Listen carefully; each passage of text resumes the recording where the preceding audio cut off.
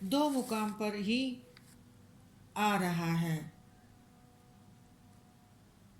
وَإِلَى اللَّهِ وَإِلَى اللَّهِ الْمَصِيرُ 28۔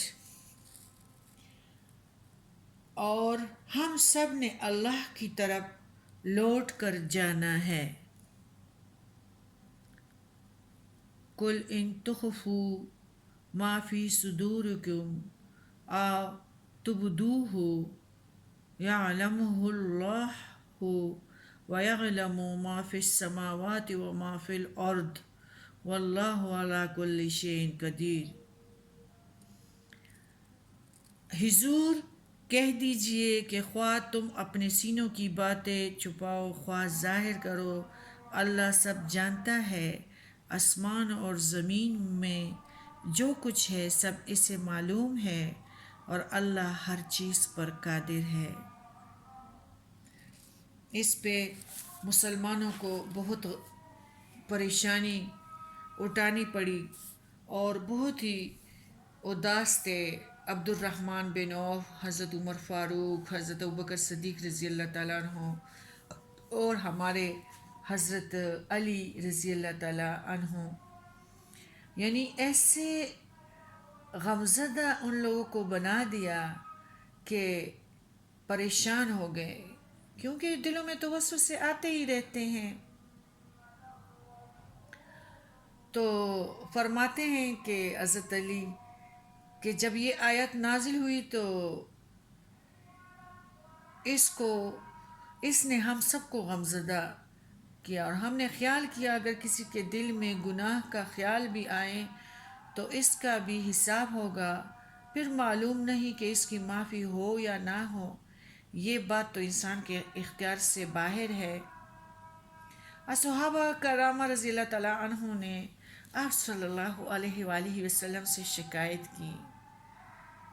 ہمارے پیارے نبی کریم صلی اللہ علیہ وسلم نے فرمایا، کہو ہم نے اللہ کا ارشاد سنا اور ہم اطاعت کرتے ہیں۔ صحابہ کرام رضی اللہ تعالیٰ عنہ نے ایسا ہی کیا۔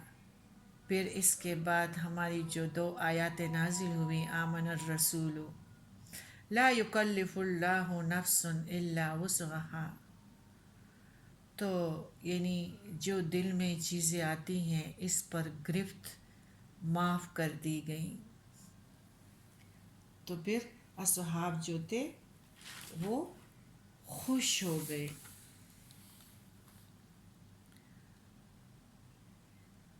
اب ہے یعنی ہمارے لیے کہ اللہ کی طرف لوٹ کر جانا ہے، اور جو چیزیں تم چھپاؤ یا ظاہر کرو اللہ تعالیٰ اس پہ محاسبہ کرے گا۔ تو اس کا تو میں آپ کو یعنی سب کچھ بتا چکی ہوں کہ سخت پریشانی پھر دل اور سینوں کا جو وسوسے تو آتے ہی رہتے ہیں، اس پر تو کسی کا اختیار ہی نہیں ہے۔ پھر نبی کریم صلی اللہ علیہ وسلم نے ان کو یہی کہا، اور اس لیے اس پر یعنی کہ وہ ڈر گئے کہ یا اللہ، ہم تو کبھی کبھی اپنے دل کی کیفیت کو جب محسوس کرتے تو ہم تو کہتے ہیں کہ ہمیں زندہ آگ میں جلا دیا جائے۔ تو نبی کریم صلی اللہ علیہ وسلم نے جب صحابہ کرامہ کی یہ بات سن لی تو خوش ہو گئے، فرمایا اچھا تم واقعی ایسی کیفیت کو محسوس کرتے ہو؟ انہوں نے کہا جی ہاں۔ تو جواب دیا یہ تو اہل ایمان والوں کی نشانی ہے، یعنی ایمان کے منافی شیطان نے جو کر دیا، تمہارا ایمان تمہیں اتنا زور دیتا ہے، اس قدر تم لوگوں کو یعنی غلط چیزوں کو رد کرنے پہ آمادہ کر رہے، یہ تم لوگوں کا بہت طاقتور ایمان ہے۔ انسان اپنے آپ کو ہلاک کرنے کے لیے جب تیار ہے تو تم لوگوں کی اس بات پہ میں خوش ہو گیا ہوں کہ تم لوگوں کا ایمان میں اتنا زور ہے۔ اس لیے اس پہ پریشان نہ ہونا اور زبان پہ یہ نہ لانا۔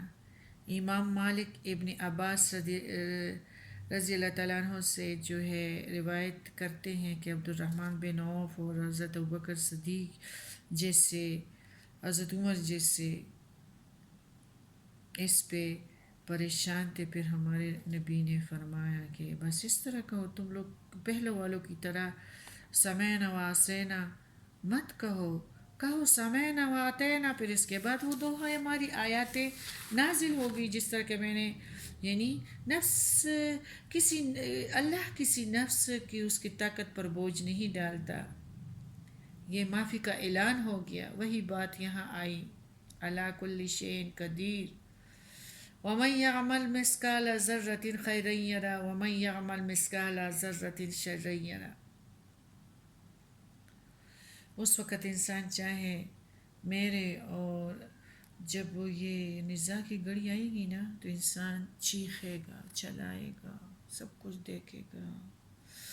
ابھی تو پردے ہیں نا، یہ پردے چاک دیے جائیں گے، پھر ہر انسان کہے گا کہ میرے اعمال کے درمیان ایک بہت بڑی خلیج، پہاڑ حائل ہو جائے، تو ابھی سے کرو، گولڈن چانس ہے، ابھی تم زمین کے پیٹھ پر ہو، کل اس کے پیٹ میں ہوں گے۔ احکامات کو ابھی سے اللہ کی اور پیارے نبی کی اطاعت اپنے اوپر لاگو کرو۔ شدید العقاب بھی ہے اور بہت نرم بھی ہے۔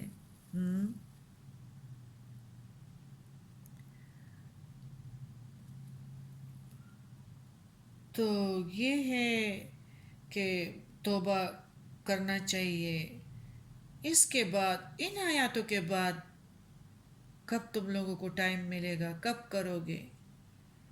ایک ہے اطاعت رسول اور دوسرا ہے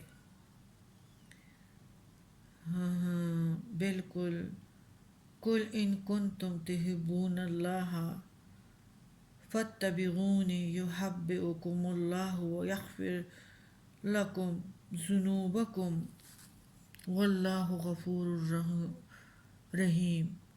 قل اطیعوا اللہ ورسولہ فإن تولوا فإن اللہ لا يحب الکافرین۔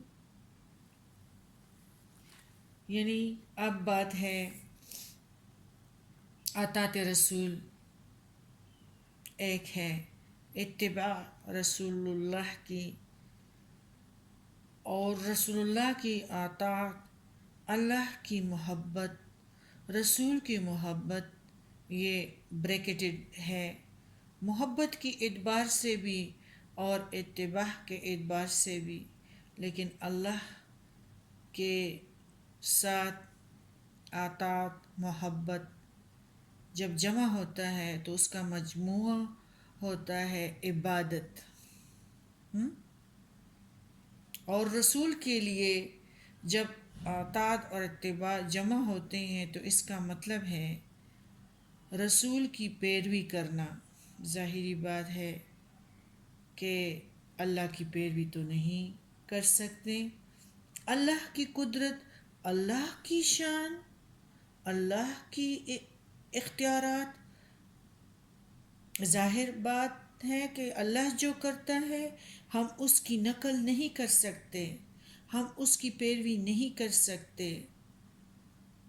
ہمارے پیارے نبی حضرت محمد صلی اللہ علیہ وآلہ وسلم ایک انسان تھے، نبی تھے، ان پر وحی آئی، اللہ کی رحمتیں تھیں، انہ فضل الکبیرہ، سب کچھ ہے فضل بھی، لیکن بہرحال انسان تھے، عام انسانوں کی طرح پیدا ہوئے، آپ کے والدین بھی تھے، والدہ بھی تھی، والد بھی تھے، آپ پر بچپن بھی آیا ہے، لڑکپن بھی آیا ہے، سارے اطوار سے گزارے گئے ہیں، سارے تقاضے آپ کے ساتھ بھی تھے، چاہے بھوک کا معاملہ ہو، چاہے پیاس کا معاملہ ہو، جنسی طلب ہو، سارے تقاضے آپ کے ساتھ ساتھ تھے۔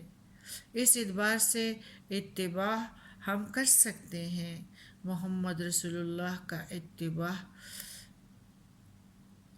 اللہ کا نہیں ہو سکتا۔ اتباع اللہ کی تو عبادت ہے، اس کی حمد ہے، اس کی ثنا ہے، اس کا شکر ہے۔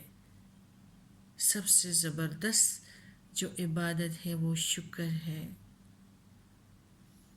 اطاعت اور اس کے ساتھ ہمارا یہ رشتہ جب ہوگا محبت کا، اس حوالے سے ہمیں جاننا چاہیے اطاعت اللہ کی اور اللہ کے رسول کی اطاعت خداوندی اور محبت خداوندی جو ہے وہ تو یہ جب دونوں اطاعت خداوندی محبت خداوندی اس کا جو مفہوم ہو گیا وہ ہے عبادت۔ جب رسول کے اطاعت اور محبت جب جمع ہوگی تو یہ ہے اتباع کا جذبہ۔ اس اتباع کا مقام کیا ہے وہ اس آیات سے سمجھ لیجئے جو ہمارا ہے کہ قُلْ إِن كُنتُمْ تُحِبُّونَ اللَّهَ فَاتَّبِعُونِي يُحِبُّكُمُ اللَّهُ وَيَغْفِرْ لَكُمْ ذُنُوبَكُمْ وَاللَّهُ غَفُورٌ رَحِيمٌ۔ اسی سے سمجھ لیں ہم کہ کہہ دیجئے اگر تم اللہ سے محبت رکھتے ہو تو میری تابعداری کرو، خود اللہ تم سے محبت کرے گا اور تمہارے گناہ معاف فرما دے گا، اور اللہ بڑا بخشنے والا اور مہربان ہے۔ اس طرح جو ہے یعنی سورہ نساء میں بھی اس کا ہے تفسیر، اور ہمارے نبی کریم صلی اللہ علیہ وسلم کی اطاعت جو کرتا ہے وہ اللہ کی اطاعت کرتا ہے۔ ہم نے یعنی اطاعت رسول تو گویا اسلام کا لازمی تقاضا ہے، اگر اس کے بغیر وہ ہے تو وہ اسلام ہی نہیں ہے بلکہ کفر کیا جائے گا۔ اطاعت رسول صلی اللہ علیہ وآلہ وسلم سے انکار یہ کفر ہے، اطاعت ہے۔ جو اطاعت ہے یعنی کسی حکم پر کہ یہ کرو، آپ اس حکم کو بجا لا رہے ہیں تو یہ اطاعت ہے۔ یہ زبردستی کی اطاعت ایک اور چیز ہے، اور دل سے اطاعت یعنی دلی آمادگی جو ہے وہ اور چیز ہے۔ جو لوگ دل پر جبر کرتے ہوئے اور اپنی رائے وہ سامنے نہیں لاتے لیکن اپنی طبیعت پر جبر کر رہے ہیں، ہر وہ چیز کو اختیار کر رہے ہو جو پیارے نبی نے حکم دیا ہے، ہر وہ چیز کھا رہے ہو یعنی جبر کر کے، یعنی حضور کو جس کی رغبت تھی، جو حکم حضور نے دیا ہے نہیں دیا ہے وہ بھی اگر آپ صحیح بات ہے بہت ساری چیزوں کا پیارے نبی نے حکم بھی نہیں دیا، وہ عمل بھی آپ کر رہے ہیں تو اس کو پیروی کہتے ہیں، اس کے یعنی پیارے نبی کریم صلی اللہ علیہ وسلم کے نقش قدم پر چل رہے ہیں۔ تو یہ ہمیں خود تلاش کرنا ہوگا، اس کے لیے ہم نے خود آگے بڑھنا ہوگا۔ حضور کو کیا پسند ہے، چاہے اس کا حضور نے حکم نہ بھی دیا ہو لیکن اس پر عمل کرنا یہ اتباع ہے، پیروی کرنا ہے۔ رسول کا اتباع ان لوگوں نے کیا جنہوں نے اپنی زندگی میں کوئی شے نہیں بنائی۔ نبی کریم صلی اللہ علیہ وآلہ وسلم کا عمل تو یہ ہے کہ کوئی دولت آپ نے جمع نہیں کی، کوئی جائیداد آپ نے نہیں بنائی۔ یہ بات ہو گئی ہمارے پیارے نبی کریم صلی اللہ علیہ وآلہ وسلم کی۔ اتباع تو یہ ہے کہ جب سے یہ حکم آیا ہے یا ایہا المدثر. تو پھر ہمارے نبی کریم صلی اللہ علیہ وآلہ وسلم نے اس طرح کوئی کام نہیں کیا دعوت اور دین کے علاوہ. ہمارے پیارے نبی نے کہ اب دین کے لیے کھڑے ہو جاؤ اور دین کو لوگوں کے لیے بیان کرو. اے کپڑے اڑنے والے، یا ایھا المدثر قم فانذر وربک فکبر. کھڑے ہو جاؤ اور ڈرائیے، اپنے رب ہی کی بڑائیاں بیان کیجیے، اپنے کپڑوں کو پاک رکھیے، ناپاکی کو چھوڑ دیجیے، اور احسان کر کے زیادہ لینے کی خواہش نہ کیجیے، اور اپنے رب کی راہ میں صبر کیجیے. پس جب کہ سور میں پھونک ماری جائے گی تو وہ دن بڑا سخت دن ہوگا جو گمراہ کے لیے اور کافر پر آسان نہیں ہوگا. اس کے بعد ہمارے نبی کریم صلی اللہ علیہ وآلہ وسلم نے کوئی کاروبار نہیں کیا، کچھ جمع نہیں کیا. پھر ان دو کاموں کے سوا آپ کی قوت، آپ کا وقت جو تھا وہ کوئی اور چیزوں کے لیے نہیں تھا، ان کے لیے تھا، دعوت دین کے لیے اور اقامت دین کے لیے. کوئی کاروبار، کوئی دنیاوی دندہ نہیں کیا. جسم و جان کے ناگزیر تقاضے گزارے ہیں. ظاہری بات ہے کوئی تھوڑی سی تھکاوٹ، تھوڑا سا سو لینا، اور جو بھی زندگی کے تقاضے ہیں ان کو تو پورا کر لینا.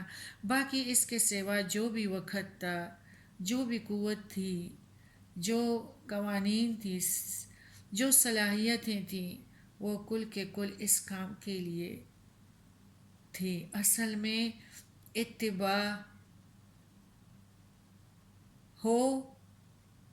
ہوگا اپنے آپ کو اس روح میں جب ڈالا جائے گا تب کچھ آئے گا. اگر کچھ نہ ملا تو بھوکے سو گئے. حضرت ابو ہریرہ نے بھی کوئی کاروبار نہیں کیا اور بہت ہی مشکلیں جیے اور بہت ناممکن کو ممکن بنا دیا. حضور کے دامن سے چمٹے ہوئے تھے ایک ایک لمحہ.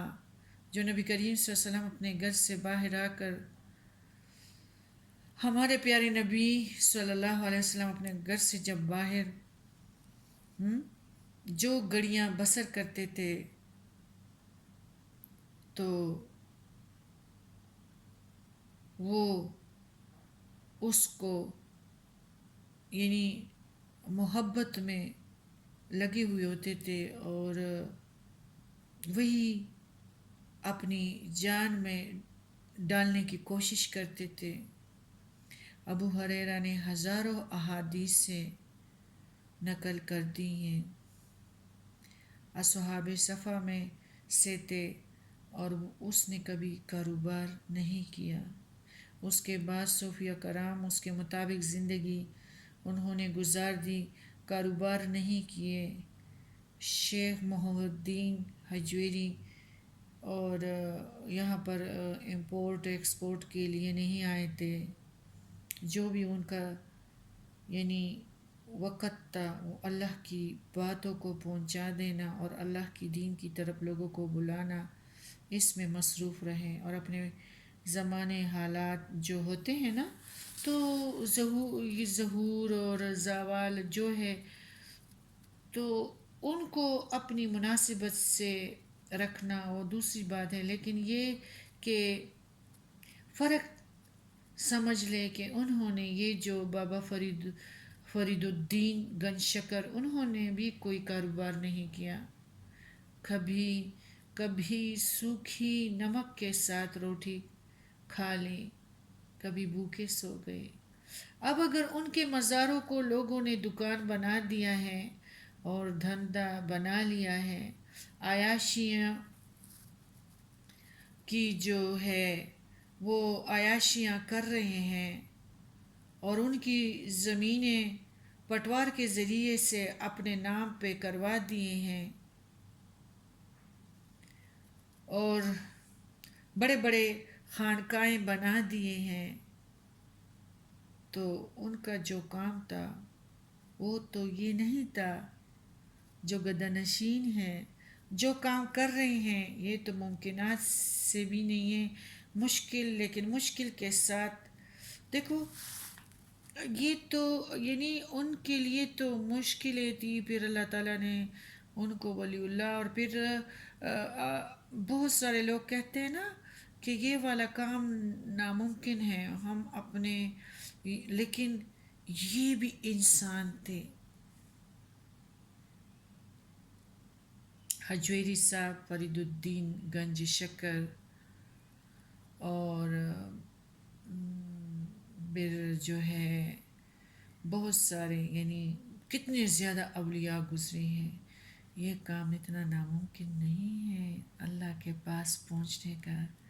اللہ کی محبت کو دل میں ڈالنا، ایک بیج کی طرح بونا ممکن ہے، مشکل نہیں ہے۔ ہاں، اگر کوئی عزم کر لے تو اللہ اس کے لیے آسانیاں پیدا کر دیتا ہے، کیونکہ اللہ تعالیٰ اپنے وعدے کا پکا ہے، سچا ہے۔ فَسَنُيَسِّرُهُ لِلْعُسْرَىٰ۔ ہاں، اتباع کامل اگر کہا جائے تو پھر اس کے لیے آسانی کے راستے اللہ خود ہی آسان کر دیتا ہے۔ سبحانک اللہم و بحمدک، اشہد ان لا الہ الا انت، استغفرک و اتوب الیک۔ السلام علیکم ورحمۃ اللہ وبرکاتہ۔